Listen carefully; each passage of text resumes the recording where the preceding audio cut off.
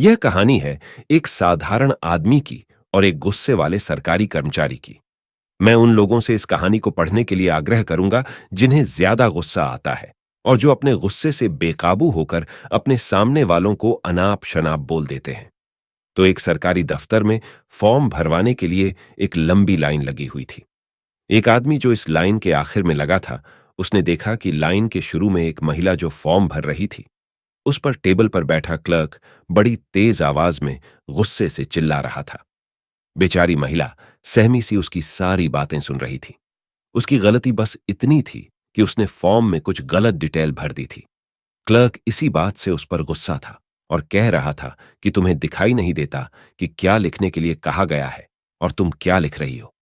Line के आखिर में लगा वो आदमी अपनी लाइन छोड़कर उस क्लर्क के टेबल के पास आता है और उस टेबल के बाजू में रखे पानी के मटके से एक गिलास पानी भर के उस क्लर्क को पीने के लिए देता है। क्लर्क पहले उसे देखकर उस पर भी गुस्सा हो जाता है और कहता है कि यह क्या बदतमीजी है, लेकिन वह पानी का गिलास लेकर पी लेता है। आदमी कहता है कि सर, आप ज्यादा परेशान लग रहे हैं, यह ठंडा पानी पी लीजिए, थोड़ा आराम हो जाएगा।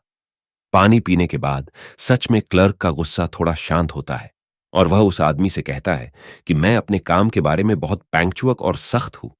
जब कोई छोटी भी गलती करता है तो मुझे बहुत गुस्सा आ जाता है और इसीलिए इस ऑफिस का चपरासी भी मुझे पानी नहीं देता है।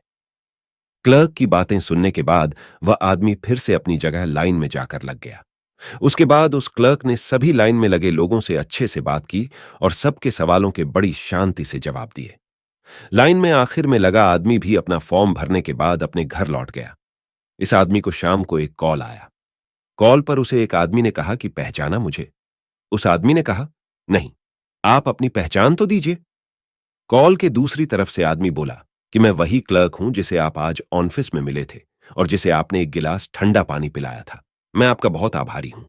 आपने जो गुस्सा ठंडा करने का रामबाण इलाज दिया है, उससे मुझे बहुत फायदा हुआ है। आदमी कुछ समझ नहीं पा रहा था।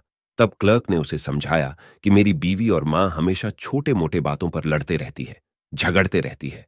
आज जब मैं ऑफिस से घर पहुंचा तब भी वह दोनों झगड़ा कर रही थी। उन दोनों का गुस्सा देखकर मुझे आपकी याद आई, तो मैंने भी उन दोनों को एक एक गिलास ठंडा पानी पीने के लिए दिया। थोड़ी ही देर में दोनों का गुस्सा गायब सा हो गया। तब से वे दोनों अच्छे से मुस्करा के बातें कर रही है। एक और बात मैं आपसे कहना चाहता हूं कि अगर आज अब तक आपने खाना नहीं खाया है तो आप हमारे घर आकर खाना खा लीजिए। आदमी बोला, मुझे समझ नहीं आ रहा है कि आप इतनी सी बात के लिए मुझे खाना क्यों खिलाना चाहते हैं।